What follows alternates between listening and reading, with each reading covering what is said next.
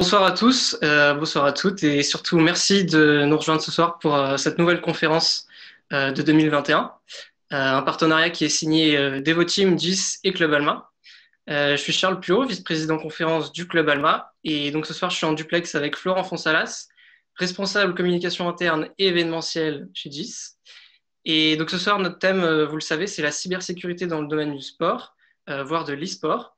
Il est 18h30 passé, mode couvre-feu activé, et c'est en direct depuis chez nous, du coup, qu'on va accueillir notre invité, Adrian Valekia, qui est consultant chez Devoteam. Bonsoir.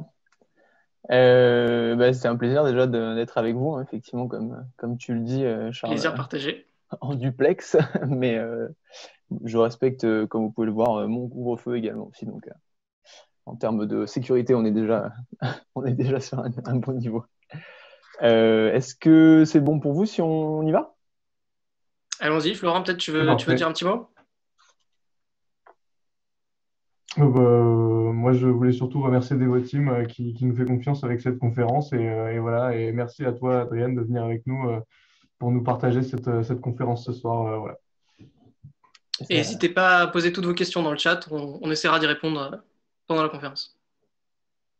Allons-y. Alors, effectivement, donc, rapidement, donc oui, Adrien Valekia, donc je travaille chez Devoteam en tant que consultant gestion de crise, continuité d'activité, et je traite effectivement de ces sujets qui ont trait effectivement avec la cybersécurité également. Donc, je me suis intéressé particulièrement à ce sujet tout récemment. Donc, on, je vous propose d'y aller en vous expliquant simplement un petit peu par quelle phase on va passer. Évidemment, l'objectif, c'est pas de donner un cours magistral, donc posez vos questions, hein, n'hésitez pas à m'envoyer vos questions et on pourra effectivement y répondre ensemble. L'objectif, voilà, c'est que ce soit quand même interactif et qu'on passe un moment à discuter de ce sujet plus que d'avoir une seule personne qui en parle. Donc, n'hésitez surtout pas. Donc voilà, globalement, ce qui va se passer, c'est que je vous propose de faire une petite introduction et une contextualisation un peu du sujet parce que au début, moi, j'avoue que quand on me parlait, quand je faisais le lien entre ces deux sujets, à savoir donc cybersécurité et sport ou e-sport, j'étais pas très à l'aise avec ça. Je trouvais ça un petit peu un lien qui n'était pas forcément très bien perçu. En tout cas, moi, moralement, j'avais du mal à faire le lien. Donc, on va contextualiser ça un petit peu ensemble. Ensuite, on va vraiment rentrer donc, dans le vif du sujet, à savoir cybersécurité et sport. Donc, quelles sont les menaces et les tendances qu'on va pouvoir avoir par rapport à ce sujet. Donc, globalement, à quoi on peut s'attendre, donc en tant que quelles menaces et les tendances qui sont liées. Donc ça, vous avez bien vu qu'on parle de sport et aussi d'e-sport. Donc typiquement, on va vraiment passer par ces deux phases-là parce que même s'il y a des choses euh, qui les lient, c'est pas forcément la même chose. Alors justement, ça fera sûrement partie d'un débat qu'on aura ici ce soir ensemble. Mais globalement, on peut parler donc de cyber et de sport, mais j'aimerais aussi qu'on parle de cyber et d'e-sport. Parce que vous verrez qu'il y a quand même un certain nombre de choses qui diffèrent et c'est particulièrement intéressant, en tout cas de mon point de vue. Donc voilà, allons-y avec le contexte, si c'est bon pour vous. C'est bon pour nous. Donc C'est voilà, parfait. globalement, je vais vous expliquer un petit peu pourquoi moi j'ai choisi de traiter ce sujet, qui seront principalement des raisons personnelles, hein. Mais voilà, c'est aussi important de savoir pourquoi on est motivé pour traiter un sujet ou pour le creuser un peu plus. Donc globalement, pourquoi?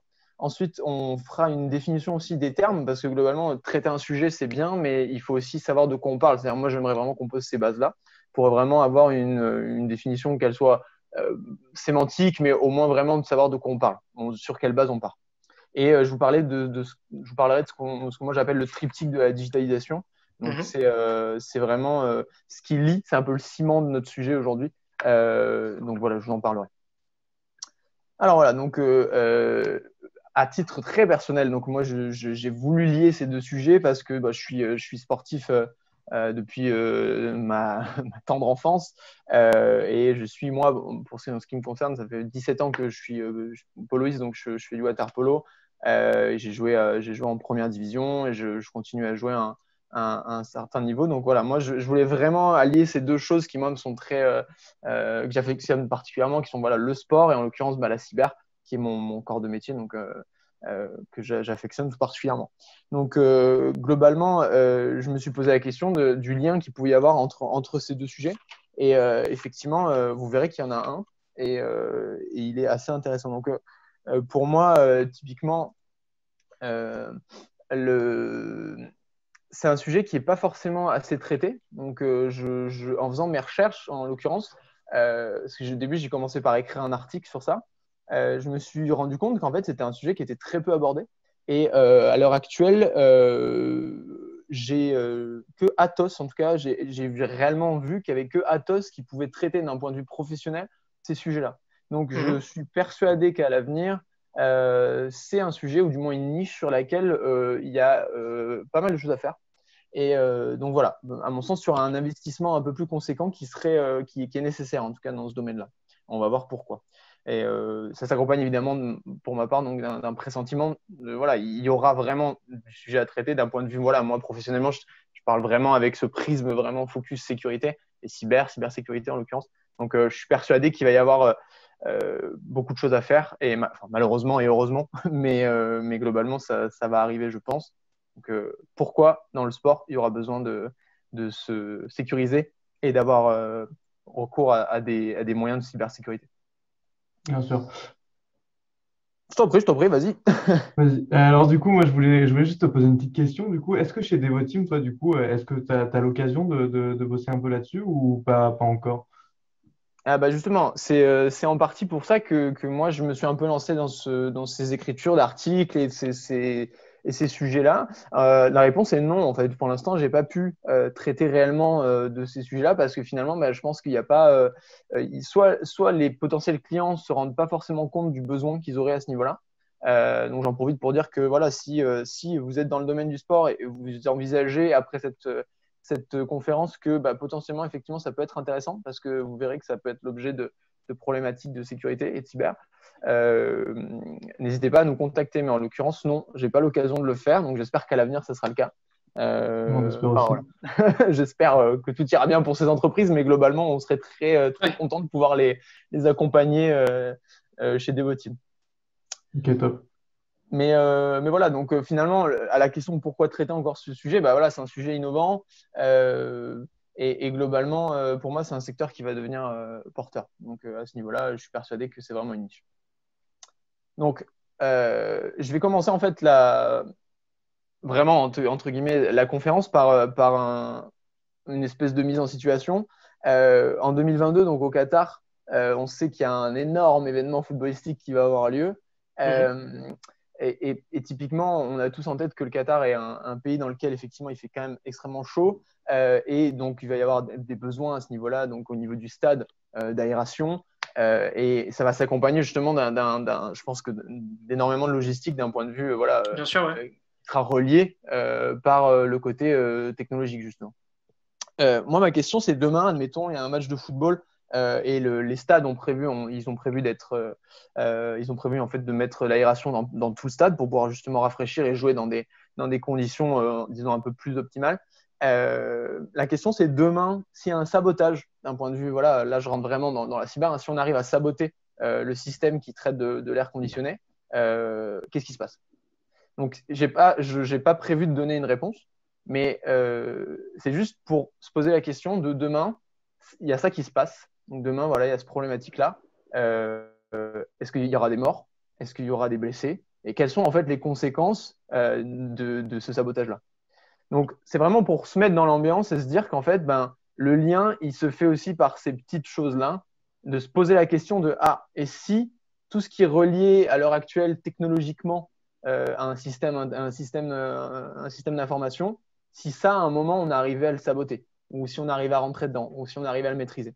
Donc globalement, vous verrez que durant la présentation, j'ai plusieurs, soit faux articles, soit des espèces de mise en situation comme ça, mais ça permet de se poser la question, ah ben effectivement, derrière, qu'est-ce qui se passe? C'est vrai en considérant le nombre de personnes qui sont réunies au même endroit et surtout dans ce pays-là où la température peut très vite monter à partir du moment où tu coupes la clim, ça fait assez peur de s'imaginer un truc pareil. Totalement. Donc Et ça peut être la déjà une vitesse à laquelle ça première. peut dégénérer aussi. Totalement, parce que là, on parle d'un stade dans lequel, bon, typiquement, un mondial de football, il n'y aura pas 15 personnes dans le stade. Donc, C'est sûr. ça peut très vite monter. Je pense qu'il n'y a pas que des personnes qui ont 20 ans. Il y en a d'autres qui peuvent avoir, effectivement, entre bouffées de chaleur, problématiques de santé qui sont liées à la chaleur. Voilà, et on rentre vite dans des. On peut vite accumuler, entre guillemets, un suraccident derrière. Donc, je vous parlais des termes. Je pense que c'est important qu'on parte sur une base sémantique qui serait la même. Donc, je ne vous demande pas forcément. Je pars du principe que peut-être pas tout le monde sera d'accord avec ces définitions-là. Néanmoins, c'est la base sur laquelle moi je suis parti. Donc, la cybersécurité en tant que telle, voilà, c'est un néologisme, comme écrit ici, qui désigne l'ensemble des outils et des processus de sécurité utilisés pour la protection de l'environnement numérique. Bon, jusque-là, je pense que on pourrait la discuter, mais on est plus ou moins d'accord. Et ce qui est important, c'est la suite, c'est de dire que il faut voir la cybersécurité comme en fait une protection, certes, mais qui touche plusieurs strates de vie, on va dire. La cyber, c'est pas que l'IT au sens large comme on peut l'entendre. C'est pas que des ordinateurs ou des lignes de code. Techniquement, ça touche aussi à quelque chose de tangible. Donc vraiment, j'aimerais qu'on se mette dans la tête que globalement, ici, on va toucher par de l'intangible quelque chose qui est extrêmement tangible, comme on a pu le voir tout à l'heure. C'est-à-dire que typiquement, quelque chose qui va être de l'ordre du code ou de l'intrusion dans un système d'information, bah, ça peut toucher quelque chose de tangible comme l'aération, l'air conditionné. Et donc, à terme, de plus en plus tangible, c'est quelqu'un qui peut tomber dans les pommes ou qui peut avoir des problématiques de santé liées à ça. Bien sûr. Donc ça, c'est la première chose. La deuxième, c'est la définition du sport. Donc, ça sera très important d'avoir justement vos réactions et de comprendre dans quelle mesure le sport est défini. Parce que demain, et un peu plus tard dans la présentation, moi, je vais vous poser la question de OK, on est d'accord avec à peu près ce qu'est le sport, mais qu'est-ce qu'on entend par l'e-sport? Est-ce que l'e-sport, c'est un sport? Ça, c'est une vraie question aussi derrière. Et concrètement, on va arriver à cette phase en troisième instance, on va parler de l'e-sport. Mais sur cette définition, est-ce que tout le monde est d'accord pour dire que l'e-sport, c'est un sport? Et on se posera la question tout à l'heure. Là, je ne peux pas commencer à créer les étapes, mais voilà l'idée. Donc, le sport, à l'heure actuelle, en tout cas, c'est l'ensemble des exercices physiques qui se présentent donc, sous une forme de jeu qui peut être à la fois individuel ou collectif et qui donne lieu potentiellement à une compétition. Et généralement, c'est encadré par des règles. Jusque-là, voilà la définition que je propose et sur laquelle on va se baser. En avance de phase, moi, je vous dirais que, par exemple, tout à l'heure, quand on parlera d'e-sport, je suis assez étonné du revers un petit peu que j'ai eu. C'est-à-dire que moi, j'ai assez vite retourné j'ai revu ma définition de l'e-sport par la suite, mais on en parlera tout à l'heure. Donc, fondamentalement, e-sport, c'est donc un anglicisme. Hein, donc, on parlerait plus de sport électronique si on voulait vraiment être un petit peu chauvin. Mais c'est des compétitions généralement de jeux vidéo voilà, qui peuvent être en réseau soit local, soit par le biais d'Internet. Généralement, on part du principe que c'est quand même des entraînements qui sont quotidiens. Et voilà, je ne vais pas m'étendre sur la définition de l'e-sport, puisqu'en fait, on n'en a pas encore une qui est aussi, disons, câblée ou forte que celle qu'on a vue avant, mais c'est juste pour définir également ce qu'on peut entendre par e-sport ou sport électronique. Donc voilà. Quel lien on peut faire entre les deux, entre sport, cyber? Moi, ce que je vais essayer de voir avec vous aujourd'hui, c'est que typiquement, voilà, la technologie, notamment celle des pratiques sportives, elle évolue comme toute technologie de manière générale. Donc, dans le milieu sportif, que ce soit le milieu médiatique ou le rôle des joueurs voilà, dans la société, généralement, voilà, moi j'aimerais que dans cette conférence, comme je disais, ce soit interactif et qu'on s'interroge un petit peu sur quels vont être vraiment l'enjeu qui est lié à la modernisation des équipements sportifs, l'enjeu qui est lié à la sécurité du sportif d'un point de vue peut-être numérique, d'un point de vue de sa donnée personnelle, et l'enjeu aussi, vous verrez, pas forcément que du sportif, mais aussi des fans et des personnes qui gravitent autour du sport. Donc l'écosystème sportif en général. Et ça a trait justement à l'éthique, à l'économie. Donc vous verrez, on va traiter de beaucoup de choses ici. Est-ce qu'il y a des questions à ce stade que vous voudrez qu'on aborde ou est-ce qu'on... Alors, dans le chat, on n'a pas encore de questions. Moi, j'ai pensé à quelque chose tout à l'heure quand on parlait du cas hypothétique du stade piraté. Ça me fait penser à la centrale d'approvisionnement en eau potable qui a été piratée en Floride il y a quelques semaines Mm. et où en fait des attaquants externes donc, avaient réussi à altérer la qualité de l'eau et à changer justement sa composition chimique. Et heureusement, ça a été très vite repéré et très vite résolu, mais ça aurait pu voilà, amener à de l'empoisonnement d'une entière population. Effectivement, et si on va un peu plus loin, effectivement, tu as raison de souligner ce point-là. Donc, comme on parlait du tangible, intangible, en l'occurrence, c'était pas si sécurisé que ça.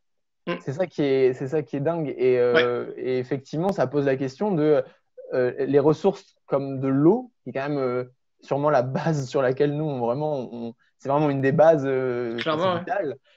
Ça devrait pas être si peu sécurisé. Ouais. Sur ça, on est totalement d'accord. Et c'est effectivement un très bon exemple. Euh, alors, je vous parlais tout à l'heure du triptyque de la digitalisation et je pose la question de est-ce que c'est un cercle vicieux? Donc pour moi, il y a une évolution technologique et des pratiques qui est perpétuelle. Ça, c'est logique, hein, effectivement. On a vraiment une volonté toujours de faire mieux, faire plus fort. Mais du coup, le fait qu'il y ait une évolution, euh, ça a trait justement à une volonté de faire évoluer aussi les résultats. Et donc, Mhm. cette évolution technologique, elle donne des résultats qui sont meilleurs techniquement, ou du moins qui cherchent, qui aspirent à être meilleurs. Et forcément, bah, quand on évolue, on crée, et en créant, on ouvre aussi des possibles et des possibilités, en l'occurrence, de menaces. Donc, pour moi, c'est logique, hein, c'est-à-dire l'être humain va toujours chercher à évoluer. Mais en évoluant, on essaye de s'améliorer. En essayant de s'améliorer, on trouve d'autres menaces, en tout cas d'un point de vue technologique. Donc, il y a ce cercle toujours qui gravite et qui dit, bon, bah voilà, finalement, bah, plus on va avancer, plus on va trouver de nouvelles menaces. Et en l'occurrence, bah, on aura toujours besoin de sécuriser tout ça. Donc, c'est un petit peu un des enjeux qu'on va avoir aujourd'hui. Donc, cybersécurité sport, donc quelle menace et quelle tendance, en l'occurrence?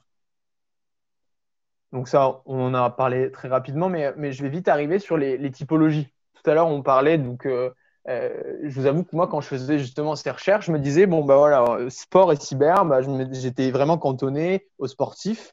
Et en l'occurrence, je me disais, bon, bah, il y a le sportif et la cybersécurité. Bon, quel lien? On va voir. Et en l'occurrence, je me suis rendu compte qu'il y avait 4 vraies typologies de menaces.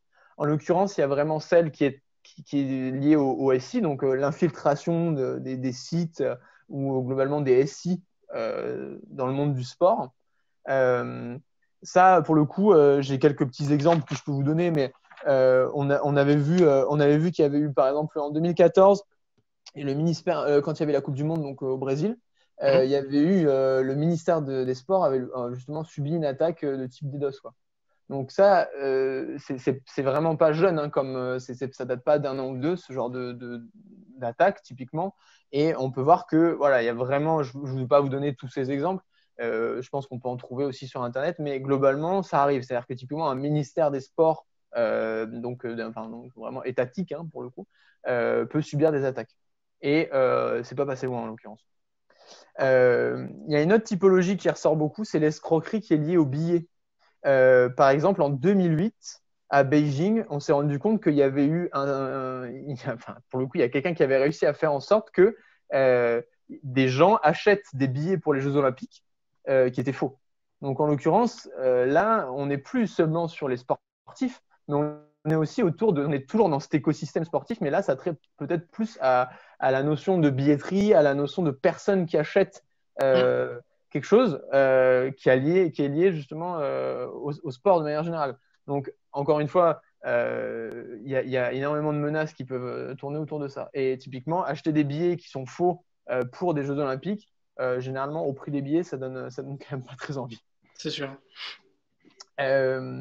Ensuite, troisième section qu'on retrouve assez fréquemment, c'est, je vous parlais tout à l'heure, des données personnelles qui sont liées aux sportifs. Ouais. Donc, en l'occurrence, en termes de vol et de divulgation de ces données, il y a pas mal de choses qui sont repérées aussi. Mhm. Notamment dans le domaine du cyclisme, par exemple, il y a toujours, vous rappelez, hein, vous savez très bien que dans le domaine du cyclisme, on a toujours un petit peu cette sensation qu'il y a des gens qui sont dopés. Et là, en l'occurrence, vous vous rendez compte, si on fait en sorte qu'on vole des données personnelles d'un cycliste qui en l'occurrence dopé ou pas dopé, hein, c'est déjà assez grave comme ça, mais de pouvoir faire fuiter des données personnelles qui plus est de santé, ça peut vraiment être un problème en l'occurrence. Ouais. Et C'est vrai voilà. qu'avec avec la starification un peu des athlètes de haut niveau, je pense notamment aux athlètes dans le milieu du foot, ça fait une chute assez vertigineuse, une fuite de données comme ça, d'un Mbappé par exemple, ou d'une personne comme ça. Non, mais c'est catastrophique. Puis c'est d'un point de vue de gestion de crise, généralement l'image, la menace, enfin la partie vraiment médiatique, c'est quelque chose qui est ça fait partie des scénarios vraiment phares qu'on étudie quand on est vraiment dans la gestion de crise pure. Et là, en l'occurrence, voilà, un autre exemple, typiquement, il y avait l'Agence mondiale donc d'antidopage qui avait subi aussi certaines attaques et qui avait même été compromis à un moment. Donc, enfin, voilà, ça peut être vraiment un des sujets. Et le dernier pan que moi j'ai pu retrouver, c'est en l'occurrence les fans, donc en l'occurrence les personnes qui vont voir tous ces événements sportifs, qui sont elles-mêmes les victimes. Donc, je prends un exemple. À un moment, il était question, j'ai lu pas mal de choses sur le fait que, vous vous rappelez, pendant les Jeux Olympiques, généralement, ils mettent en place des applications Ouais. pour pouvoir se déplacer peut-être dans le parc, ou enfin pas le parc, mais en l'occurrence, enfin, pour se déplacer dans les zones inter, Ouais. on va dire, JO. Et en l'occurrence, ils avaient fait en sorte, ils avaient montré, ils avaient expliqué que potentiellement, une personne qui arrive à compromettre justement cette application, qui arrive à rentrer là-dedans et qui peut lancer, parce qu'en fait, ça peut lancer des pushs, qui arrive Ouais. à lancer des fausses communications de masse, en l'occurrence, parce que là, on touche un certain nombre de personnes, hein, c'est un événement qui est mondial. Bien sûr. Ça peut créer vraiment soit des mouvements de foule, soit ça peut s'adosser à du terrorisme. Enfin, c'est vraiment, on peut aller très loin, en l'occurrence. Donc voilà, un petit peu les quatre tendances qu'on peut avoir en termes les menaces qui sont liées au sport et à la cyber. Donc à ce stade, voilà, moi je vous avoue qu'en découvrant déjà ces quatre possibilités, il y en avait certaines dont je me doutais un petit peu et certaines autres que j'ai complètement découvert. Donc je trouve ça assez intéressant. Je rappelle aussi que, en l'occurrence, j'aurais dû le dire en début de séance, mais moi je ne suis pas nécessairement technique de ce point de vue-là. C'est-à-dire que je ne vais pas rentrer dans la technicité de la menace cyber. C'est quelque chose qui m'intéresse. Évidemment, dans mon métier, j'en ai besoin et je l'étudie. Néanmoins, la conférence d'aujourd'hui, ce que je trouve intéressant, c'est de pouvoir justement toucher du doigt quelque chose qui peut paraître très technique et en l'occurrence qui peut ne pas l'être tant que ça. Évidemment, si on rentre dans l'attaque en tant que telle, on pourrait. Hein. Mais je trouve que c'est ça qui est intéressant. Ouais. Un autre domaine qui, du coup, peut paraître éloigné de prime abord, mais qui ne l'est pas du tout, c'est les IoT. Donc, sans trop problématique, je pense que vous arrivez à comprendre de quoi je parle. C'est-à-dire que demain, il y a énormément de gens que moi je connais qui vont courir, qui ont leur Garmin, qui peuvent aller étudier leur performance en disant bah voilà, j'ai tant de battements cardiaques, ça se passe bien, j'ai brûlé tant de graisse. C'est énorme, c'est vraiment d'actualité en ce moment. Clairement. Donc, les IoT, de manière large, hein, je ne parle pas forcément que des Garmin et des montres, ce sont des choses qu'il va falloir sécuriser de ce point de vue-là, et c'est surtout des choses qu'il va falloir contrôler et mieux contrôler, parce que en l'occurrence, tous ces appareils électroniques un petit peu ad hoc, ça peut faire l'objet de menaces aussi. Donc là, je prends l'exemple des Garmin, mais ça peut très bien être aussi demain les VAR, hein, les fameuses vidéos qu'on regarde quand on a un petit peu un doute sur un penalty ou autre. Globalement, ça peut faire l'objet de problématiques cyber en l'occurrence.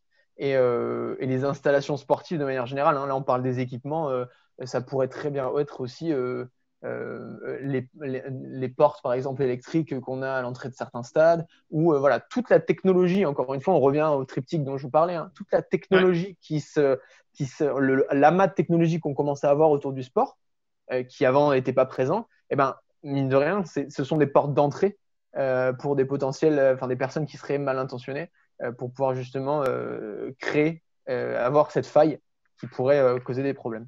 J'ai un petit exemple du coup à vous donner là-dessus. Je pense que vous avez peut-être entendu parler de cette histoire, mais il y avait une application qui s'appelle Strava, en l'occurrence, qui donne justement, qui permet d'analyser justement, un petit peu comme on se disait avec la Garmin, là, qui permet d'analyser en fait son parcours sportif, un petit peu ce qu'on a fait, combien on a couru. Et en fait, il y a des personnes qui se sont rendues compte que une base militaire qui était censée être top secrète, qui du coup ne veut pas du tout être référencée, a été retrouvée en fait par ce biais-là, parce qu'on s'est rendu compte que les militaires qui étaient de cette base-là et qui utilisaient cette application, bah, ils couraient avec cette application. Et en fait, bah, ils se sont rendus compte qu'ils couraient autour de la base. Donc en fait, à chaque fois, on avait le tour qui était fait par les coureurs. Et au bout d'un moment, ils se sont dit, en fait, la base est simplement là parce qu'ils couraient autour. Donc en fait, fondamentalement, là, c'était malin de leur part, mais c'était même pas forcément de la faute des. C'est un petit peu de la faute des militaires, au fond, si on regarde bien, parce qu'ils se sont dit, on a couru autour, et bon, ils le savaient pas, mais globalement, ils étaient, entre guillemets, épiés. Et ça a permis de savoir, en utilisant les données, de savoir où se trouvait la base militaire. Surtout en général, quand on fait ça dans une région un peu déserte, ça aide pas, quoi. Oui, effectivement, c'était pas dans la meilleure région qui soit. Néanmoins, ça montre aussi que d'un point de vue géostratégique, voilà. Enfin, là, on parle il y a des strates, hein, on peut se donner, voilà, d'un point de vue professionnel, ça peut être des entreprises, mais on peut aussi donner une dimension géopolitique à la problématique cyber, hein.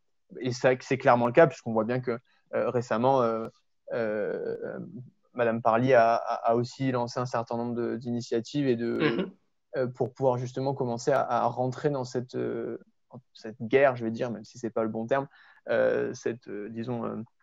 cette course au cyber. Voilà, donc c'était pour donner un petit exemple. Encore un scénario, je vous parlais tout à l'heure des articles un petit peu. Alors, je précise, c'est un article fictif qui n'existe pas, hein, c'est écrit en bas de l'article, en bas de l'article, mais on ne sait jamais. Donc là, typiquement, c'est pareil, je pose la question. Demain, il y a un match Bercy Accor Hotel Arena. Voilà, demain, il y a un énorme match au Parc des Princes, par exemple. Et il y a une énorme coupure d'électricité qui est liée à une attaque informatique. Donc là, encore une fois, tangible, intangible, on se rend compte que voilà, je ne sais pas combien de personnes peuvent avoir ces stades, mais en l'occurrence, on parle de milliers, dizaines de milliers de personnes. D'une part, il n'y a plus de courant. De deux, je dis une bêtise, mais peut-être demain, on se rend compte que le terrorisme a aussi un pan cyber. Ça veut dire que, admettons, la première phase de l'attaque, c'était de se dire, on coupe complètement le courant. Et la deuxième phase, c'était maintenant que le courant est coupé et que personne ne peut sortir parce que les portes étaient électriques, par exemple. Bon, il faut toujours, ça c'est un petit rappel, et ça c'est toujours pareil, mais il faut toujours avoir des biais physiques, hein, vraiment un escalier, voilà, jamais se fier qu'à un ascenseur. Enfin, bon, ça c'est des basiques, mais tout le monde le sait, mais c'est quand même mieux. Demain, il peut très bien avoir prévu en seconde instance d'avoir quelqu'un qui fait péter une bombe.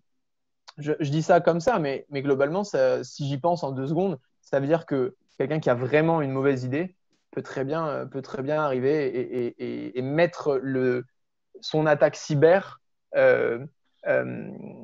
disons, dans un premier temps et proposer quelque chose de terroriste dans un deuxième.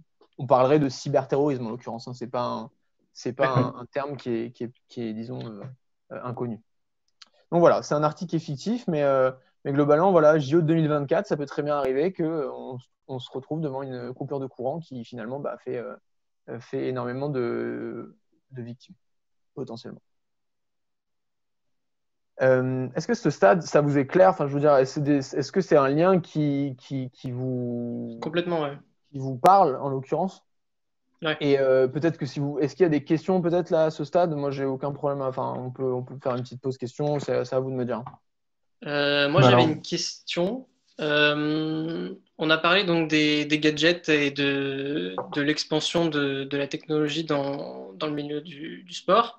Ça me fait penser à l'arbitrage par vidéo, qui est quelque chose qui tend à prendre de l'ampleur, que ce soit par l'assistance vidéo ou aussi l'assistance par une intelligence artificielle, même si on n'en est pas encore à ce stade-là de manière précise. Mais il y a aussi des risques à ce niveau-là, dans la prise de décision ensuite et dans la validité des décisions d'arbitrage qui pourraient être prises. Oui, en fait, c'est ça qui est intéressant, c'est que là, on parle de quelque chose qui est la référence. C'est-à-dire que fondamentalement, demain, si tu as une VAR ou si tu as un arbitrage vidéo qui est vérolé ou qui est vraiment compromis, en l'occurrence, la référence sur laquelle tu dois t'appuyer est complètement, est complètement enfin, c'est illogique de l'utiliser puisque finalement, elle est plus du tout la référence. Mm. Donc, donc c'est vrai que moi, j'aime bien justement cette réflexion autour des objets et justement, en fait, tu parlais de gadgets parce que en fait, ça réveille, à mon sens, une attention sur la totalité de l'écosystème technologique qui touche au sport. Ouais, complètement. Donc oui, enfin, moi je trouve ça intéressant j'avoue que j'ai un peu de mal à imaginer derrière comment ça pourrait être substitué ou parce qu'en fait on n'a que ça. Si tu regardes bien pour la VAR, ben, demain tu dis ben, en fait elle fonctionne pas, bah, tu retournes à la bonne vieille méthode de ah moi je l'ai vu, moi je l'ai pas vu. Donc finalement c'est un peu comme en gestion de crise ou en continuité d'activité, parfois on se rend compte que parfois le bon vieux papier crayon, bah, c'est pas si mal que ça, hein. Et qu'au Ouais. moins celui-là peut pas être verrouillé. Mais voilà, je sais pas si Florent, tu avais une question aussi? J'ai une petite réaction peut-être. C'est vrai que bah, on se rend vachement compte du lien en fait qu'il y a entre les deux. Maintenant, je trouve que c'est beaucoup plus facile. Et l'histoire de la base là, qui a été repérée par les militaires qui couraient autour avec leur Garmin au poignet, je trouve que ça met vraiment en avance l'importance de la protection des données, en fait, Ouais, même complètement. à un niveau plus personnel et moins sportif. Parce que c'est vrai qu'on entend souvent des excuses, genre oui, j'ai rien à cacher et tout. Mais en fait, je pense qu'avec ces exemples, on se rend mieux compte de l'ampleur vraiment que ça peut avoir finalement. Peut-être pas à l'échelle de soi, mais à une plus grande échelle, en fait, et puis plus largement à la vente et au trafic de données, en fait, personnelles des personnes, finalement. Ah oui, oui, non, Ouais. mais c'est certain. Et c'est vrai que moi, je te rejoins. Alors après, moi, mon cœur de métier n'est pas forcément sur toute cette partie protection des données, même si on a toujours ce prisme hein, qui est hyper important. Moi, lors de mes missions, je suis obligé de toujours penser à ça parce que c'est quelque chose de primordial. Et j'irai même plus loin, tu as raison. Tu parlais, tu disais, et c'est hyper intéressant cette réflexion de j'ai rien à cacher. Mais en fait, c'est même pas, ça, c'est un non-sujet. C'est-à-dire qu'on ne te demande pas si tu as quelque chose à cacher. On part du principe que c'est un droit de ne pas, c'est un droit de faire en sorte que les autres n'aient pas un droit de regard justement sur ça. Donc, que tu n'aies rien à cacher, bah, très bien. Mais même si tu avais à cacher, bah, on part du principe qu'ils ne devraient même pas regarder. Ouais, Donc c'est oui, ça. c'est heureusement que c'est régulé et qu'il y a un cadre juridique maintenant. Moi, je prends le niveau européen avec le RGPD et c'est vrai que c'est quand même très important. On se rend compte de derrière justement tous les flous juridiques sur lesquels on s'attelle maintenant à trouver voilà, il y a des vrais enjeux qui sont liés à la protection des données et là, chaque année, on progresse encore plus. Donc, c'est vrai que c'est une vraie belle remarque. Et aussi, c'est vrai que les IoT, enfin, du coup, les objets connectés ont vraiment un vrai rôle là-dedans, parce que, enfin, on voit quand même souvent des scandales un peu éclatés sur, par exemple, une enceinte connectée qui écouterait les gens chez eux pour récupérer un maximum de données, par exemple pour du ciblage publicitaire ou des choses comme ça. On a entendu ça récemment avec Facebook et Amazon, je crois. Il y avait peut-être aussi Apple dans le lot, mais voilà, on se rend compte qu'en fait, les plus grosses entreprises nous traquent en fait sans répit.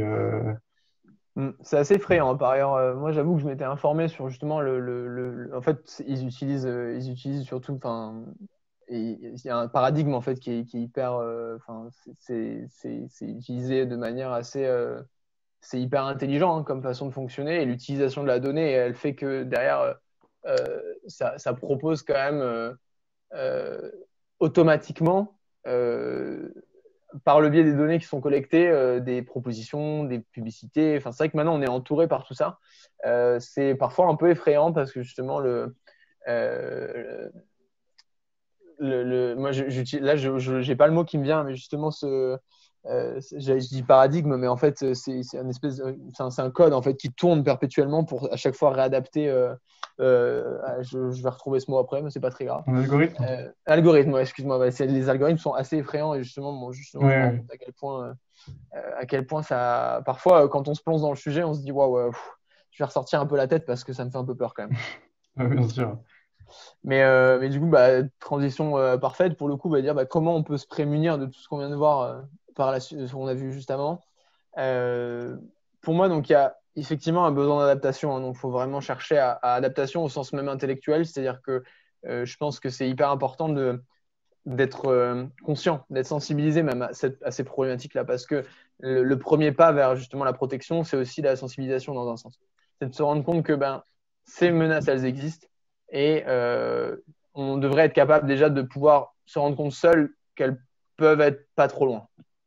La deuxième chose que moi je vois, c'est qu'en concevant tout ce amas technologique dont je parlais, pour moi, ça devrait être doublé de systèmes de sécurité qui sont associés. Alors, très souvent, c'est le cas, hein, mais ce que je veux dire par là, c'est qu'il faut perpétuellement que ce soit le cas.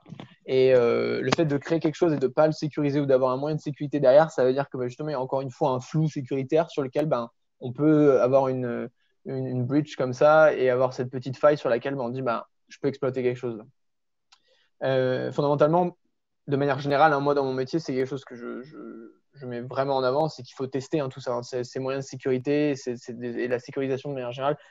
Il faut le tester, hein. Le test, c'est la chose primordiale. Je pars du principe que voilà, c'est un système je prends un exemple de travail, mais globalement, une gestion de crise, un moyen de gérer une crise en interne dans une boîte, si c'est pas testé, un dispositif de gestion de crise qui n'est pas testé, il ne sert à rien. Parce que vous n'allez pas pointer ce qui n'est pas intéressant, vous n'allez pas pointer vos faiblesses. Un exercice de gestion de crise, il n'est pas fait pour vous dire que vous êtes le meilleur. Oui, vous êtes peut-être le meilleur, mais on peut toujours faire mieux en l'occurrence. Donc, il faut tester. Tout ça ne peut pas exister non plus si, et celle-là, je fais le lien avec ce que tu disais, Florent, si on n'a pas un cadre, si on n'arrive pas à réguler tout ça par le biais de normes ou de règles, qu'elles soient au niveau supranational ou en l'occurrence national. Donc, c'est très important. Et on parlait de sensibilisation, de manière générale, je parle de sensibilisation au sens large. Donc, ce que j'entends par là, c'est les acteurs, c'est-à-dire pas forcément les sportifs, pas forcément que les fans, pas forcément, c'est l'écosystème en général qui doit être en capacité de se prémunir, en tout cas d'un point de vue intellectuel. En tout cas. Alors du coup, en parlant des acteurs, c'est encore une fois une transition toute trouvée. Il y a une question de Romain, alors je vais te remettre le contexte. Il me dit, durant les JO de Sochi en 2014, il y a les services secrets russes qui se sont chargés en pleine nuit de changer des échantillons prélevés sur des athlètes positifs au contrôle antidopage. Et donc du coup, la question c'est, penses-tu qu'à l'avenir, les services de renseignement pourraient engager de la même façon une partie de leurs moyens cyber pour recueillir du renseignement afin de faire gagner leur pays dans une grande compétition sportive? Honnêtement, j'ai évidemment, ce que je veux dire n'est pas une réponse parce que je ne pense pas, je ne sais pas. Néanmoins, je pense que là, on est vraiment du point de vue sportif. C'est-à-dire qu'effectivement, la question est intéressante parce que je vais prendre le problème à l'inverse. C'est parce qu'on a tendance à croire que le sport, c'est quelque chose qui est, à mon sens, là, c'est un petit peu le sportif qui parle, pas forcément le consultant, mais on a tendance à croire que l'événement sportif, c'est quelque chose d'assez léger d'un point de vue, le sport, c'est quelque chose de très bien, c'est des valeurs morales, c'est très beau. Ok. Le sport au JO, c'est pas que des valeurs morales, hein. Pour moi, c'est la transposition d'une fierté nationale, d'une fierté économique, d'une fierté, c'est la transposition d'un pays à l'international. Et c'est pas pour rien qu'il y a une grande bataille sur le plan de vue, d'un point de vue international, encore une fois, pour avoir les Jeux Olympiques qui sont hébergés dans un pays.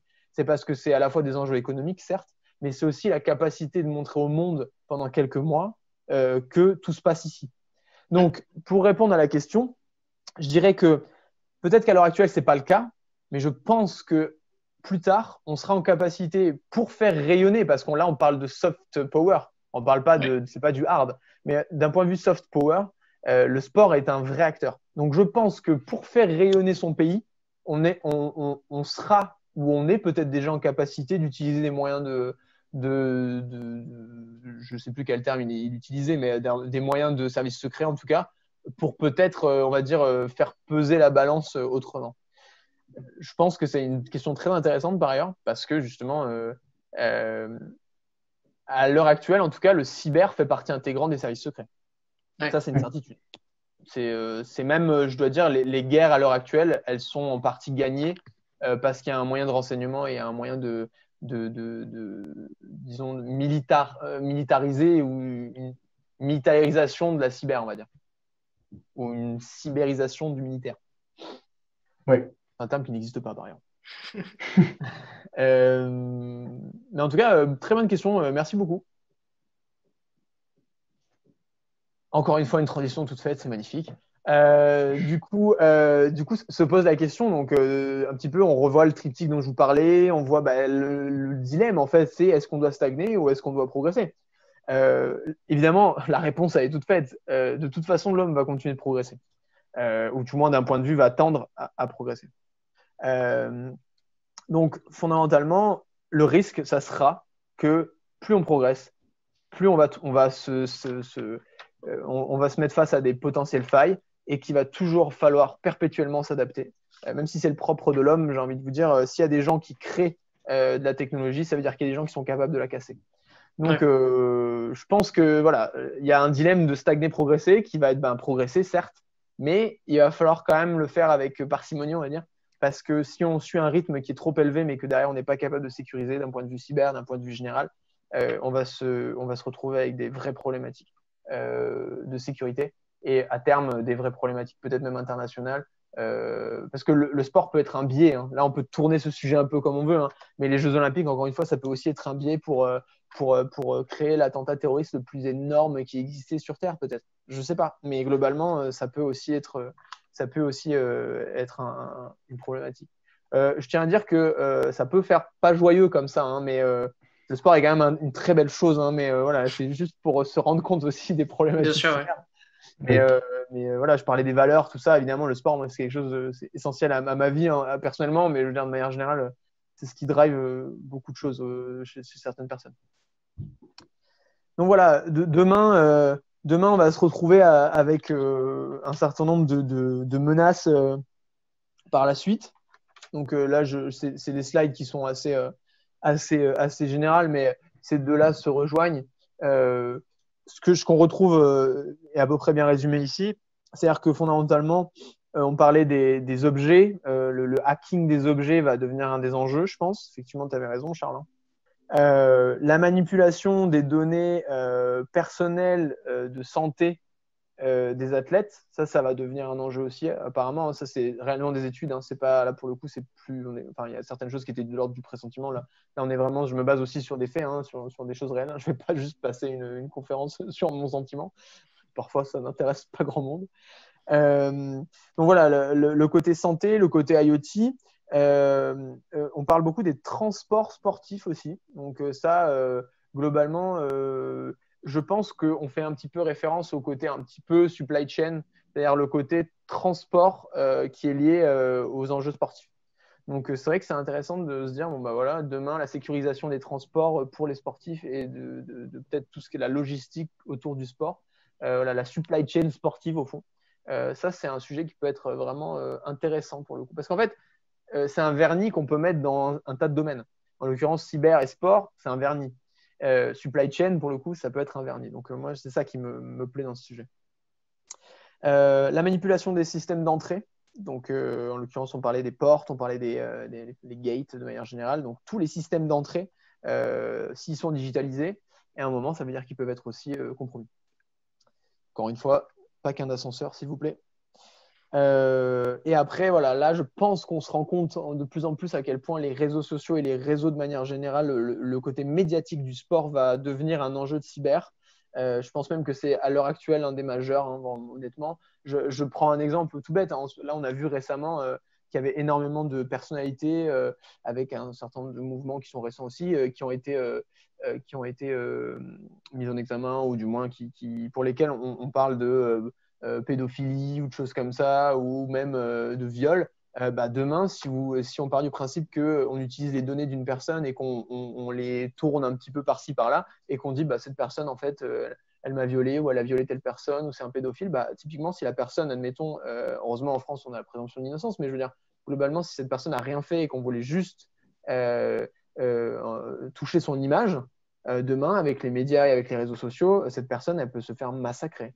Et au-delà de la justice en tant que telle, il y a aussi ce que les gens disent sur les réseaux sociaux. Et je pense que quelqu'un qui est très connu, qui a énormément de gens qui vont commencer par commenter, lui taper dessus alors que c'est faux, je pense que ça peut ruiner une carrière et ça peut surtout ruiner un homme ou une femme. Donc, c'est quelque chose à garder en tête.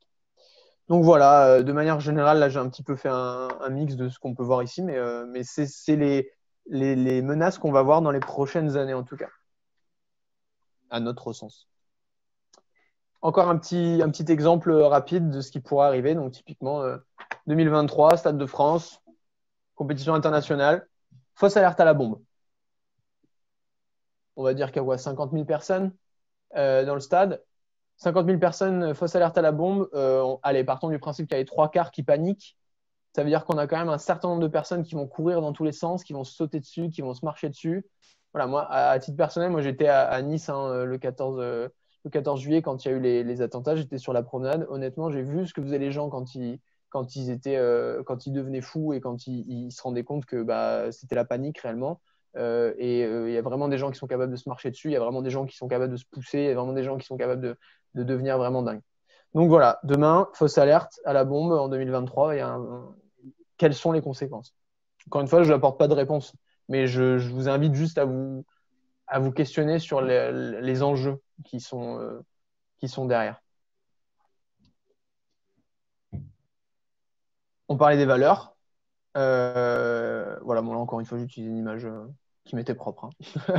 mais typiquement, moi, je vous pose la question, est-ce que les valeurs sportives, est-ce qu'elles vont changer fondamentalement?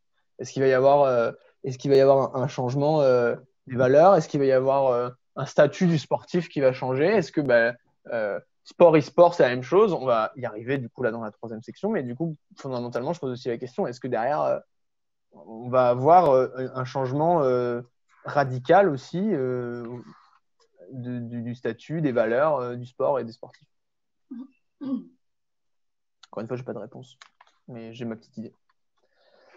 Voilà, donc globalement, bon, je conclue rapidement. Voilà, on tend vers de nouvelles pratiques, on essaye d'améliorer les performances. Si on améliore tout ça, on améliore les risques, enfin, on augmente les risques en tout cas, d'un point de vue athlète, d'un point de vue fan.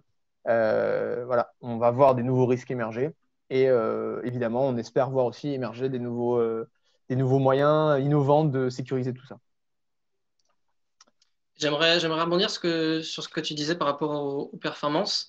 Est-ce que tu penses qu'avec le suivi, je dirais, toujours plus poussé qui est rendu possible par l'augmentation de l'importance des moyens digitaux dans le sport, que ce soit pour l'endurance, pour la poursuite du résultat ou le suivi des performances, est-ce que tu penses qu'on arrive à une sorte de déshumanisation de la pratique dans le sens où on ramène souvent, ou en tout cas on peut vite ramener un sportif finalement à sa dernière performance uniquement, et ce qui peut aussi changer les attentes du public par rapport aux sportifs? Oui, c'est vrai. Enfin, là, tu prends du point de vue technologique, c'est-à-dire quand on s'appuie sur la technologie pour. C'est ça, hein, ton point, C'est ça. concrètement. Oui. Oui, et c'est là où c'est un peu dommage. C'est-à-dire que là, pareil, moi, ça me fait penser à la natation. Avant, c'était simplement un maillot, à peu près le même maillot pour tout le monde, femmes-hommes. Enfin, les femmes avaient leur maillot, les hommes avaient leur maillot. Là, en l'occurrence, on voit bien que c'est pas forcément la technologie, mais on voit bien que, par exemple, les hommes je prends dans une certaine mesure, ils ont essayé les combis. Par exemple, je dis une bêtise, mais peut-être demain, le saut à la perche, ça sera peut-être avec des perches qui seront un petit peu pas digitales, mais il y aura quelque chose. Enfin, effectivement, moi, je pense qu'à terme, il faut faire attention aussi d'un point de vue purement sportif à ne pas déshumaniser, désportiser, on va dire, le sport, parce que en fait, on va arriver à un stade où en fait, il restera plus que la performance et ça serait dommage. Ça, c'est encore une fois un point de vue perso et je ne sais pas ce que tu en penses toi à titre personnel, mais effectivement, moi, je suis assez d'accord. C'est-à-dire que je pense qu'il ne faut pas aller non plus trop vite parce que demain, il faut garder aussi l'essence de ce qu'est la compétition sportive et l'essence de ce qui lie les gens à travers le sport. À l'inverse, je te dirais par contre qu'il y a des choses qui sont hyper intéressantes pour les personnes, par exemple, qui sont handicapées, l'handisport. Moi, je trouve ça super. Il y a énormément de choses qui sont faites. Et je trouve ça génial que à armes égales, à technologie égale, il y a des personnes qui ont perdu une jambe ou qui peuvent pas faire plus faire tel sport et la possibilité de pouvoir encore performer. Parce que c'est de l'ordre aussi du besoin mental, c'est de la santé mentale parfois même. Quand tu dis à un sportif de haut niveau, tu peux plus parce que maintenant tu n'as plus ton bras. Non. Ben non, c'est déjà assez dur comme ça. Et en plus, tu lui enlèves ce sur quoi il basait une partie de sa vie. Donc, c'est pas possible. Mais je suis tout à fait d'accord avec toi. Il faut y aller doucement quand même. Et du moins, chercher un bon équilibre. Performance, technologie. Oh, vous avez des questions? Ce qui amène aussi la question des dispositifs de santé, toujours plus connectés et digitaux, et de leur Ouais, sécurité. tout à fait. Bah, les IoT en l'occurrence aussi. Hein. Typiquement, demain, voilà, le rythme cardiaque, tout ça, tout ça. Non, je trouve que ça, ouais, c'est un bon lien et ça rejoint bien la question principale qui est, voilà, est-ce qu'on doit aller encore une fois progresser très vite? Est-ce qu'on doit pas attendre de voir si ça fait ses preuves avant de lancer encore quelque chose qui est plus performant? Ouais, je te rejoins. En fait, ça appelle clairement pas de réponse. En fait, hein. Ce que tu me dis, c'est une réalité. Hein. Mm. Mm, mm. Là, on engage ma partie préférée parce que justement, je trouve que c'est l'interrogation la plus forte que j'ai eue. J'ai écrit effectivement 2 articles. Donc, j'ai écrit cyber et sport. Et enfin, vont-ils être indissociables? Et cyber et e-sport. Parce qu'en fait, je me suis posé la question, et c'est la question que je vais devoir vous poser aussi. Je vous passe les sujets abordés parce que on va les voir ensemble par le biais des questions. Est-ce que l'e-sport, est-ce que c'est un sport? Alors moi, pour être très franc avec vous, au début, je me suis dit non. Pour moi, l'e-sport, c'est pas un sport. Quand on m'a dit l'e-sport va peut-être être olympique, je me suis dit waouh, qu'est-ce que ça veut dire? Pourquoi? Non, c'est pas un sport. Moi, voilà, je vois pourquoi, pourquoi ça serait un sport. Au début, voilà, je me suis dit, ok, bon, ça c'est ton sentiment, c'est comment tu revois et comment tu perçois cette pratique. Et en fait, si on se base sur ce qui fait l'essence du sport, hein, c'est-à-dire que tout à l'heure, je reviens à nos définitions du début, si on prend la définition et ce qui à peu près unit tous les sports, ben, encore une fois, je vous pose la question, peut-être que l'e-sport, c'est un sport. Et en l'occurrence, maintenant, j'ai changé d'avis et honnêtement, l'e-sport, c'est un sport. Et même s'il n'y a pas, voilà, je reprends cette slide, même s'il n'y a pas un combat, même s'il n'y a pas quelque chose de fondamentalement, voilà, l'e-sport, sur des bases qui sont à peu près euh, définies, donc on va voir ensemble, c'est un sport. Déjà parce que la définition, elle évolue avec le temps, hein, que l'e-sport va devenir olympique, hein, c'est une réalité. On va parler d'un sujet tout à l'heure que moi j'aime beaucoup et auquel je ne m'attendais pas en faisant ces recherches, c'est le e-doping. Donc on va voir ce que ça veut dire. Faut prendre connaissance que l'e-sport, ça brasse énormément d'argent. Hein. C'est-à-dire que je ne sais pas si vous avez une idée des cash prizes pour certaines compétitions internationales de Counter-Strike, League of Legends. On parle de millions d'euros parfois. Hein. C'est énorme. Enfin, je veux dire, évidemment, bah, on parle de e-sport, donc c'est connecté. Donc on est dans des enjeux de SI. Hein. C'est vraiment un système d'information. Et sachez que il y a une ligue des sports électroniques. Donc déjà, sur un certain nombre de points de vue, on se place dans la disposition d'un sport, puisque encadré, puisque économiquement viable, puisque concerné par les problématiques de doping, de dopage, et puisque bientôt olympique. Ça fait déjà un certain nombre de choses. Donc là, je vous invite à réagir en l'occurrence et à me dire ce que vous en pensez, parce que regardez, l'e-sport, au fond, ça utilise un certain nombre de mêmes valeurs morales qu'on utilise déjà dans le sport à l'heure actuelle. Je pense que tout le monde ici connaît à peu près un nom ou une personne qui a une renommée dans le e-sport ou de sportif, disons, dans ce domaine, qu'on appelle des gamers.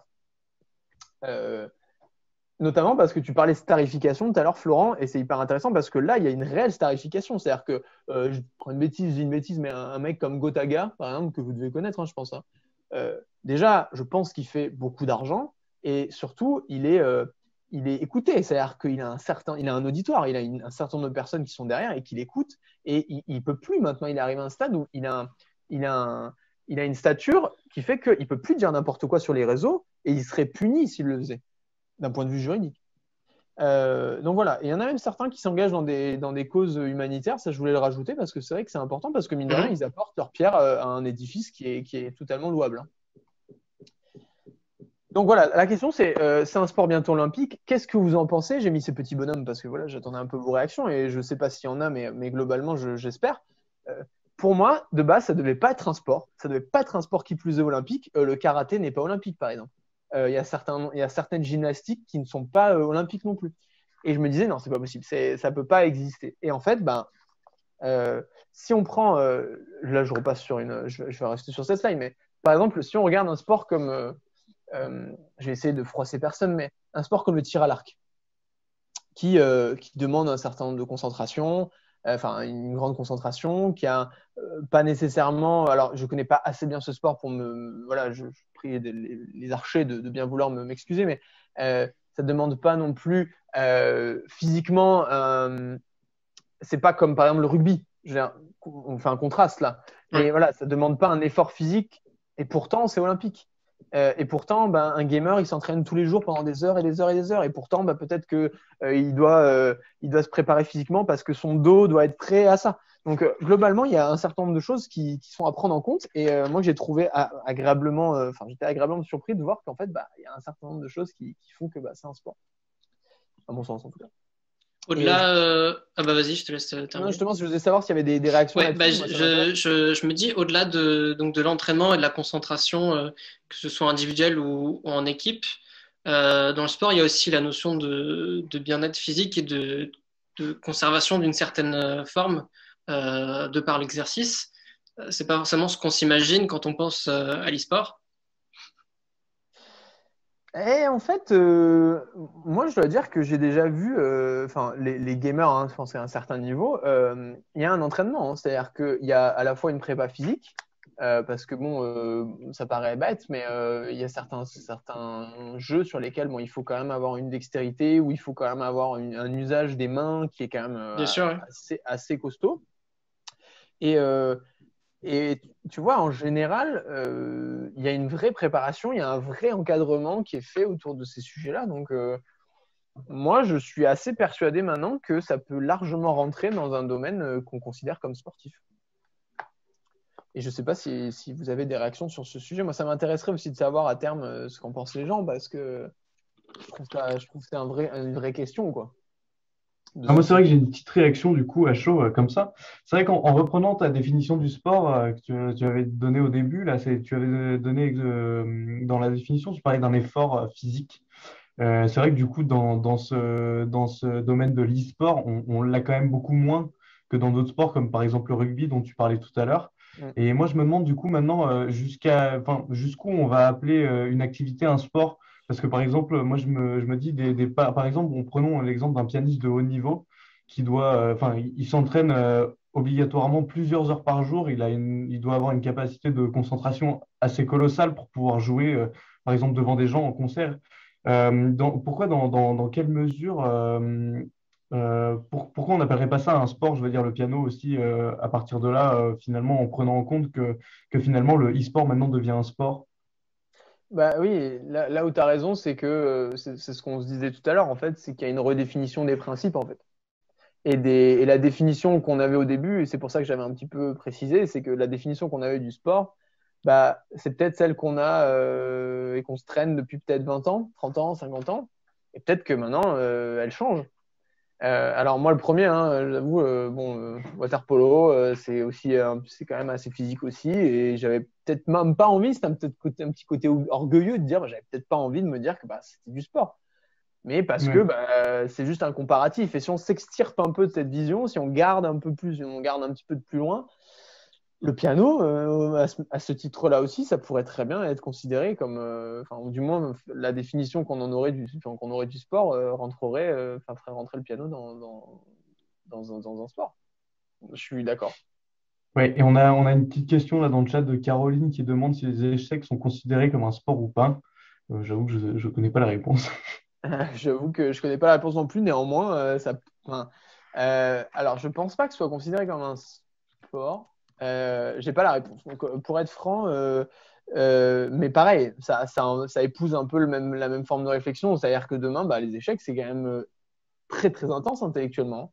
Donc, globalement, je pense que Caroline doit faire des échecs et est sûrement en train de se préparer pour 2024. Il reste encore 3 ans. Donc, avec un peu de chance et un petit peu de lobbying, ça peut peut-être passer pour représenter la France en 2024 pour les échecs.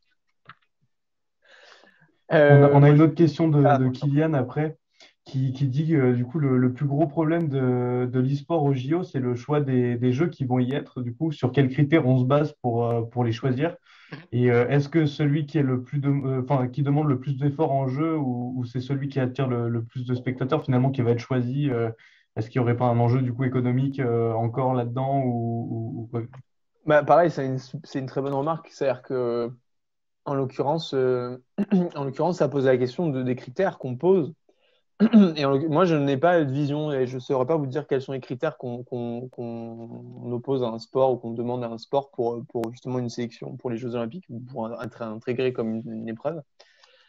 Néanmoins, néanmoins, c'est vrai que il y a cette particularité de l'e-sport où en fait c'est une application d'une discipline par rapport à un jeu ou à un autre. Parce qu'un gamer qui va être extrêmement bon à LoL sera peut-être complètement nul à World of Warcraft par exemple. J'utilise Ouais. des jeux, j'avoue que je suis pas un énorme gamer non plus, mais, euh, mais c'est vrai que ça pose cette question quand même. Et du coup, je ne sais pas si c'était de l'ordre de l'affirmation, ce qu'il disait, c'est-à-dire que Non, c'était plus c'était des questions. c'était une question. Ben, je pense que derrière, honnêtement, je pense qu'il y aura dans un premier temps un enjeu économique. C'est-à-dire que je pense qu'on prendra les jeux qui font le plus d'argent, qui attireront le plus de sponsors. Parce que, voilà, en faisant cette pyramide un petit peu, je pense qu'on fera. Moi, voilà, si je devais jeter une pièce sur quelque chose, ça serait, je pense qu'il prendrait les deux, trois jeux les plus connus, les plus économiquement rentables, qui prendrait du coup, bah, qui demanderait au pays de faire des sélections nationales, de faire des équipes de France, des équipes d'Italie, des équipes voilà, et derrière voilà des qualifications, enfin la même chose, en sachant que les Jeux Olympiques sont représentés par région, enfin par région au sens continent. Donc par exemple, il faut qu'il y ait un représentant techniquement géographique par continent. Donc voilà, c'est pour ça que par exemple en Europe, dans certains sports, la concurrence est hyper rude parce que le niveau est très très haut. Et pour autant, un pays, je sais pas moi, asiatique ou africain dans lequel bah, il y aurait moins de concurrence, bah, se retrouverait plus facilement aux Jeux Olympiques. Donc oui, oui, ben, c'est encore une fois une très bonne remarque. C'est à voir dans quelle mesure. Je dis bien dit, c'est un sport qui est bientôt olympique, qui ne l'est pas encore. Mais je ne sais pas encore quand ce sera pour nous. Et alors, on a Je une t'en petite prie. Ouais. réaction encore de Romain qui dit, du coup, pour moi, un sport doit être accessible au plus grand nombre et facile à mettre en œuvre. Par exemple, on pense à courir, nager, etc., des sports comme ça. Le e-sport n'est pas forcément accessible à tout le monde et pour tous les pays du monde et pas réellement facile à mettre en œuvre parce que ça nécessite du coup l'achat et la mise en place d'un clavier, d'un écran, d'une souris, enfin, du réseau même qui va avec. Voilà. Ah, mais ça, pareil, c'est vrai que c'est intéressant parce que quand tu regardes bien, moi je m'étais fait cette remarque aussi avec le football. Enfin, le football, quand tu regardes bien, c'est simple, hein, il faut un ballon. Il faut un ballon, un peu d'espace. Je pense que voilà, c'est ouvert et c'est très bien de voir ce genre de réaction parce que moi, cette conférence, c'est ce qui me plaît, c'est que ça oppose des visions complètement différentes du sport et en l'occurrence, ça oppose des visions complètement différentes des définitions et des critères qu'on a de voir le sport. Donc en l'occurrence, je suis d'accord, c'est sûrement pas simple à mettre en œuvre et c'est peut-être même pour ça que c'est pas rentré aussi rapidement dans un domaine olympique ou pas. Je pense que maintenant, avec la digitalisation de manière générale, je pense que voilà, on progresse encore une fois technologiquement. Je pense que maintenant, il y a beaucoup plus, proportionnellement à il y a 50 ans, on a beaucoup plus de technologie dans nos maisons. Et que bah, fondamentalement, maintenant, quand tu regardes un enfant de 10-12 ans, il y a beaucoup plus de chances qu'il ait un iPhone dans les mains plutôt qu'il y a 50 ans. Donc, Oui. de ce point de vue-là, je pense que on se retrouve assez rapidement devant un dilemme de voilà, bah, est-ce qu'on doit faire ce pas vers est-ce que du coup, voilà, je pense qu'effectivement, on n'est pas tous égaux devant la technologie. Le sport est une des rares méritocraties que moi je vois sur cette terre. Et voilà, ça pourrait peut-être fausser la donne. Je suis d'accord. Après, moi, j'aurais peut-être une petite réaction. C'est vrai que quand on dit que ça doit être accessible au grand nombre, par exemple, moi, si je prends l'exemple du ski en discipline olympique, c'est vraiment quelque chose qui est difficilement accessible. Enfin, déjà, il faut être à la montagne et ça, beaucoup de gens n'y sont pas. Et puis en plus, tout le matériel et toute l'infrastructure coûte extrêmement cher à chaque fois. Donc c'est vrai que dans ce sens-là, il y a C'est aussi vrai, des ouais. sports plus traditionnels du coup qui sont aussi très très difficiles à mettre en œuvre et à accéder. Ça me fait penser à Rasta Rocket, tu vois ce que tu me dis. Ouais. C'est ça au fond, c'est drôle, mais voilà, je pense que c'est qu'une question de, voilà, c'est vraiment une question de critères, une question de vision, et une question de définition. Donc encore une fois, là, pour traiter ce sujet, il faut qu'on se mette d'accord sur quel est le terme, mais le problème, c'est et les critères. Mais en l'occurrence, on ne pourra pas se mettre d'accord, ni ce soir, Ouais. ni demain. C'est en fait, c'est un parti pris. Et je suis d'accord. C'est le ski, par exemple, c'est pas un sport qui est accessible d'un point de vue géographique et d'un point de vue peut-être économique même. C'est pas le plus simple. Je suis d'accord. Transition toute faite avec le côté encore une fois économique. Oh là là, mais Florent, tu me facilites la tâche. Avec plaisir. Et je dois dire, ça n'a même pas été préparé, sachez-le. Donc, juste pour vous donner un ordre d'idée un petit peu de ce que ça donne au niveau des chiffres. En 2014, l'e-sport de manière générale, c'était 194 millions. Vous avez les chiffres là, hein. Enfin, globalement, je pourrais vous envoyer ces slides s'il y a besoin, mais c'est juste pour donner un ordre d'idée de l'évolution. En 2014, Mhm. 194 millions. 2015, on est à 325 millions. 2016, on est à 463. Et en 2019, j'ai pas de chiffre pour 2020 encore. 2019, on est à 1,07 milliard. Donc on a, en l'espace de 5 ans presque, on a presque eu un zéro de plus, globalement. Donc c'est assez costaud. Impressionnant, ouais. Ça montre bien ça montre bien l'expansion et ça montre bien à quel point ça grandit. Et d'un point de vue économique, c'est encore une fois très intéressant de voir que bah, c'est ça qui porte derrière des sponsors, c'est ça qui porte derrière des équipements, des gens qui sont médiatisés, une médiatisation de ce sport. Voilà, encore une fois, on a toujours ce rendement-là. Mais ça, je trouve qu'on le retrouve un peu dans des domaines qui sont un peu autres que le sport. Encore une fois, par exemple, si on prend les événements en ligne de streamers comme le The Event, c'est vrai qu'on voit quand même au fil des années que l'événement quand même prend beaucoup, beaucoup plus d'ampleur et arrive à récolter quand même des gains de plus en plus énormes. Je sais plus combien ils avaient fait cette année, je crois qu'ils avaient fait 7 millions ou quelque chose comme ça, mais c'était assez, assez énorme. Mm. Non, mais ouais, moi, je suis ébahi franchement de voir les cash prize ou même de manière générale l'argent que ça implique. C'est assez impressionnant. Franchement, j'ai hâte de voir dans 10 ans ce que ça donnera. On parle du foot maintenant, mais je pense que ça risque d'être pire. Oui. Voilà, je voulais juste vous mettre cette petite phrase que j'ai vue qui est d'un développeur américain qui est assez connu, euh, qui dit que justement il faut arrêter d'optimiser de manière générale pour les programmeurs, mais qu'il faut commencer à optimiser pour les users. Et c'est un petit peu, je trouve, ce qui se passe, c'est-à-dire que maintenant il y a une démocratisation au fond de la pratique de l'e-sport ou de manière générale de la pratique du jeu vidéo, si elle existait déjà. Je pense que c'est intéressant de voir qu'avant, à savoir que voilà, Internet de base c'est militaire, hein. C'est une Ouais. création militaire. Euh, et maintenant, il y a une démocratisation telle que voilà, on en fait presque un sport. Donc c'est intéressant de voir que voilà, il y avait ce besoin d'optimiser d'un point de vue purement militaro-professionnel, on va dire, dans un premier temps.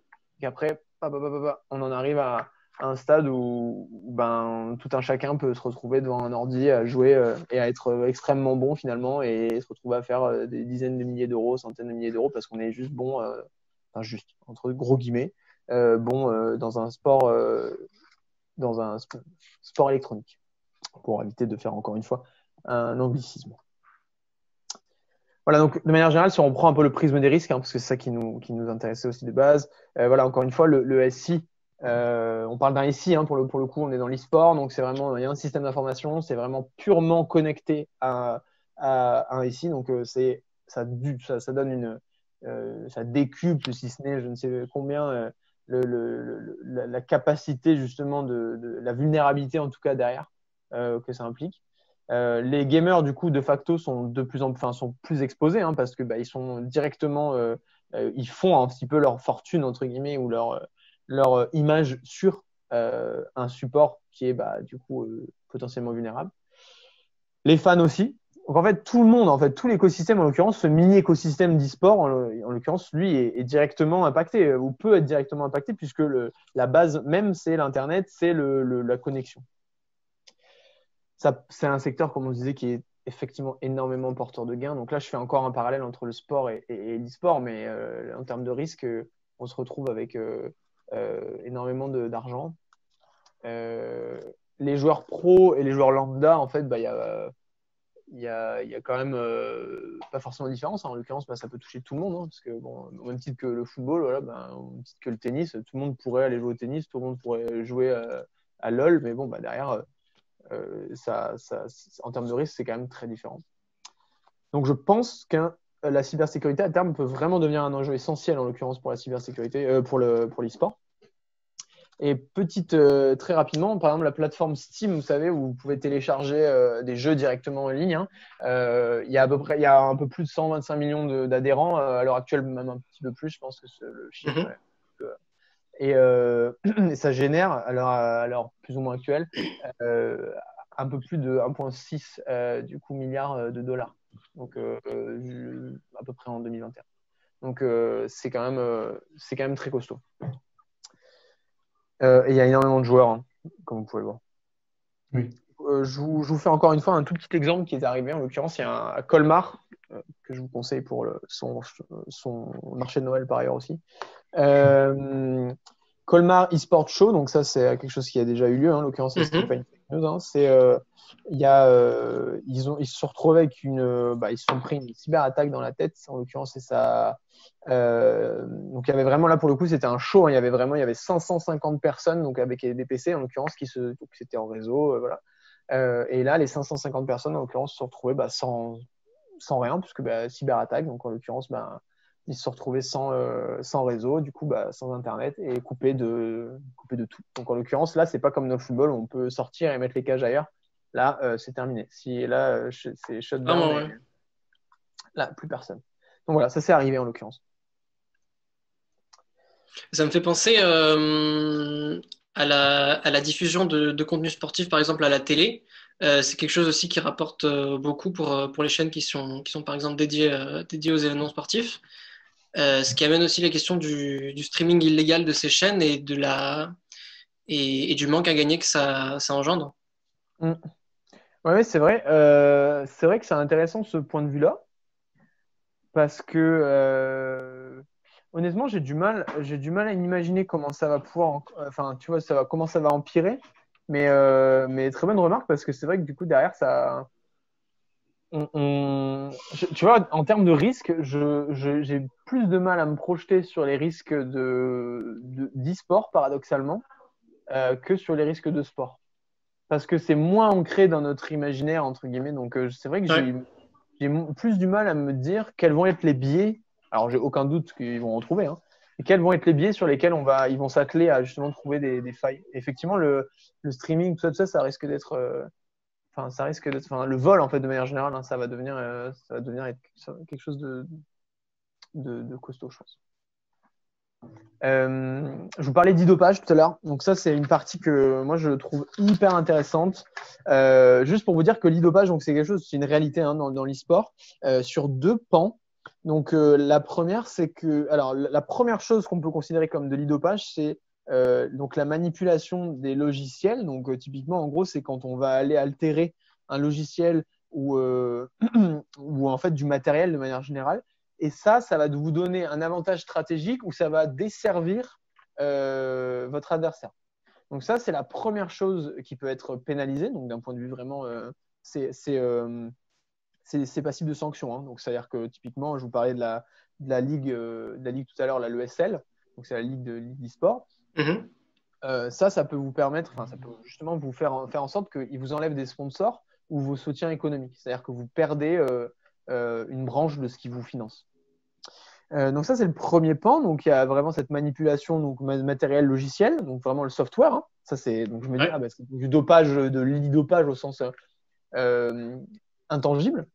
Et là, quelque chose de tangible, c'est la prise. Enfin, c'est quand les gamers prennent des produits pharmaceutiques ou des produits qui permettent d'altérer leur capacité, en l'occurrence positivement. Donc, ça leur permet d'être plus performants, plus concentrés, plus à même justement d'être performants sur le clavier, dans le jeu, plus concentrés dans ce qui se passe. Donc, fondamentalement, de ce point de vue-là, ça s'apparente totalement à un sport. Donc, il y a une régulation, il y a un dopage. Voilà. Donc, je trouve que c'est très intéressant. Moi, c'est un des sujets qui m'a le plus, un peu fasciné, honnêtement. Je trouvais ça génial. Donc, comment se prémunir? Voilà, en l'occurrence, moi, ce que je conseillerais, entre guillemets, c'est pour le coup, d'améliorer voilà, tout ce qui est mise à jour. Hein, c'est hyper important de manière générale. La mise à jour, tout ce qui est patch, je pense que c'est vraiment quelque chose d'important. Je pense qu'il faudrait faire en sorte, alors on parle peut-être pas de whitelistage, mais globalement il faudrait faire en sorte qu'il y ait quand même des listes, tu vois, de jeux sur lesquels, voilà, on part du principe que ces jeux-là sont sécures, d'autres doivent faire encore leurs preuves ou doivent être sécurisés. Donc ça, je pense qu'il faudrait faire en tout cas des listes, un listing. Évidemment, encore une fois, la sensibilisation, hein, donc faut faire en sorte que les utilisateurs, les joueurs et les gamers soient sensibilisés aux problématiques cyber. N'hésitez pas à recourir aussi, avoir recours à des sociétés qui sont spécialisées là-dedans, hein, donc Devoteam ou autres, hein, mais globalement Devoteam c'est mieux. Mais du coup, c'est vrai que globalement l'idée c'est il y a des gens, c'est clairement leur métier de justement vous conseiller là-dessus, de vous aider à mieux sécuriser cet écosystème. Donc n'hésitez pas à recourir à ça. Voilà, je parlais de sensibilisation, ça touche les gamers comme les joueurs du dimanche entre guillemets. Hein. Ça c'est vraiment, ça touche tout le monde. Et pensez à une sécurisation, du contournement quoi qu'il en soit. C'est-à-dire vraiment, n'hésitez pas à sursécuriser même, je pense, l'ensemble en fait qui touche à l'e-sport. On arrive bientôt à la fin de la présentation, donc là je repose les mêmes questions. Est-ce que du coup, en termes de principes sportifs, est-ce qu'on reste sur les mêmes principes qu'on a vu avec le sport? Est-ce que c'est pas les mêmes? Est-ce qu'on arrive à les lier, à faire en sorte qu'ils soient un jour peut-être les mêmes? Est-ce qu'il y a un statut sportif qui est différent parce qu'on est un gamer? Est-ce qu'on est un sportif quand même? Est-ce qu'on est un pseudo-sportif? Voilà. Est-ce qu'ils finalement ils font face à des problématiques qui sont plus ou moins les mêmes? Donc je pose la question. Je pense qu'on est quand même sur de l'équivalence sur beaucoup de choses. C'est vrai, oui. Donc, en conclusion générale, ce que j'ai à vous dire, c'est voilà, de manière générale, e-sport et sport se retrouvent face à des mesures, des risques de sécurité qui peuvent être parfois les mêmes, qui leur sont propres, mais qui finalement se retrouvent peut-être un jour, qui se retrouveront même dans la même cour et qui se diront, voilà, faut peut-être qu'on travaille entre guillemets ensemble et qu'on se considère effectivement comme un sport et que la menace, elle n'est pas forcément dans l'un ou l'autre, mais plus l'adversité, elle est plus dans la cybersécurité, en l'occurrence, la cybermenace. Faut garder en tête que la vision du sport, elle évolue et les pratiques également. Qu'en augmentant et en s'améliorant, les risques aussi. Ça, c'est quelque chose qu'on a ressassé aujourd'hui, mais c'était important, je pense, de se rappeler ça. Il y aura des nouveaux risques, comme il y aura sûrement des nouveaux sports, des échecs peut-être. Je suis persuadé que voilà, ça reste une niche et qu'il y aura des mesures de sécurité à inventer, réinventer, à créer pour suivre et pour poursuivre toutes ces évolutions d'un point de vue du prisme du sport. Et voilà, si vous avez des questions, encore une fois, je suis là et j'en profite pour vous remercier pour votre attention parce que c'était sympa de pouvoir discuter avec vous de ce sujet-là. Merci à toi. J'en profite pour rebondir sur ce que tu viens de dire par rapport au lien entre sport et e-sport. C'est déjà quelque chose qui est présent, je pense, au fait que, par exemple, pour la création de certains jeux vidéo de sport, tu as besoin d'aller étudier les mouvements précis qui sont réalisés par les sportifs pour pouvoir les reproduire ensuite dans le jeu. C'est déjà quelque chose qui lie comme ça ces deux mondes-là et qui, je pense, les rend inséparables. C'est vrai que tu vois, j'y pensais pas du tout. Et c'est vrai que c'est intéressant parce que j'imagine que du coup, on place énormément de capteurs. Je vois très bien comment ça peut donner, ce que ça peut donner. Et oui, moi, j'ose espérer, en fait, au fond, que ce lien sera plus anormal, entre guillemets, parce que moi, il me choquait en tout cas un petit peu avant. Maintenant, je pense que c'est important de se rendre compte que finalement, voilà, comme on disait, les pratiques, elles évoluent, mais en même temps, En même temps, je pense qu'indubitablement, on va arriver à une redéfinition de ces principes sportifs et que fondamentalement, ça sera un sport. Je suis tout à fait d'accord. Et alors, on n'a pas d'autres questions dans le chat, mais je vais en profiter du coup pour t'en poser une autre. Est-ce qu'avec le fait que le sport s'appuie de plus en plus sur la technologie, jusqu'où tu penses qu'on peut aller dans le futur? Parce que par exemple, je me dis à l'ère du Covid et avec les avancées du numérique, on a déjà des vélos d'appartement depuis longtemps. Est-ce que tu penses qu'avec une éventuelle dérive ou en tout cas une transformation, on peut arriver à un moment où en fait une course de vélo sera remplacée par des sportifs qui sont regroupés dans un gymnase sur leur vélo en faisant du surplace et au final en récupérant simplement leur performance pour avoir une représentation finale de la course basée sur leur vitesse et leur mouvement. Alors, ce serait triste.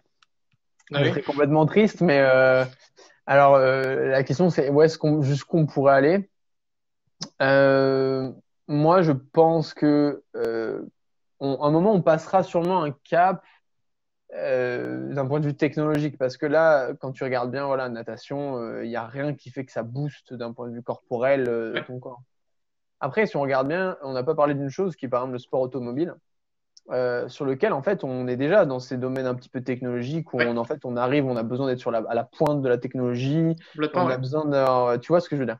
Donc, je pense qu'à un moment on passera ce cap où potentiellement peut-être qu'un joueur de foot à terme, euh, encore une fois là j'imagine, hein, mais peut-être qu'un joueur de foot à terme sur tous les bonhommes qu'il y aura sur le stade, ils auront tous peut-être 2 shots d'accélération un peu plus poussés parce que dans le maillot, il y aura un truc qui fera qu'ils peuvent le déclencher, ils peuvent aller plus vite. Peut-être ils en auront 2 chacun pour tout le match et qui décideront, eux, quand ils le mettront en place. Tu vois ce que je veux dire? Ouais. Moi, je pense qu'un jour, on passera ce petit cap-là. Pareil en natation, peut-être que sur un 400, il y aura peut-être quelque chose qui sera lié au maillot où la personne, quand elle clipsera quelque chose sur son pouce, eh ben, elle aura un truc qui fait qu'elle a le droit d'accélérer. Et peut-être qu'elle aura accéléré au début du 400 et que l'autre, finalement. Mais ça serait quand même triste qu'on le remplace totalement la Clairement, ouais. technologie. Mais ouais, j'ai hâte de voir ça. Enfin, j'espère que je serai C'est encore vrai, là. c'est vrai que cette réflexion, ça me fait beaucoup penser aussi au film qui est sorti récemment, là, Ready Player One, où en fait ils sont complètement immergés dans la Ouais. technologie et ils ne vivent en fait plus que pour ça. Et c'est vrai que du coup la question de Charles me fait beaucoup penser à ça. C'est vrai. On refera une conférence dans quelques années. On Ouais, refera le point. on se revoit dans 20 ans. Ouais.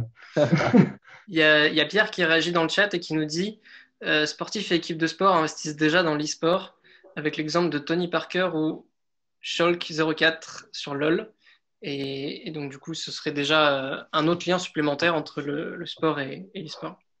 En tout cas, je trouve ça intelligent qu'il y ait des sportifs qui aient conscience que inévitablement, ça arrivera. Donc Ouais. voilà, Tony Parker a déjà fait ses preuves en termes d'intelligence. Je pense qu'il a plus grand-chose à prouver, mais effectivement, ça montre bien qu'il a conscience de ça. Et je pense qu'il y aura un clash quand même à un moment, par contre, mais peu importe, parce qu'au fond, je pense que ce raisonnement qu'on a eu aujourd'hui, à un moment, il est quand même assez factuel et il permet pas énormément de doutes, je pense, à terme. Mais voilà, moi je vous remercie en tout cas beaucoup, hein.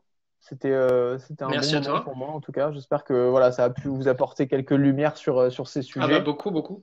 Absolument, Si ouais. vous avez enfin si vous avez d'autres questions ou vous voulez me joindre, n'hésitez surtout pas par le biais de LinkedIn ou voilà, Adrian Valekia, c'est avec grand plaisir. Ça roule. Je vous mets Eh quand même un petit ben, lien. merci à tous de nous avoir suivis. Merci Adriane, merci Florent. Merci Charles.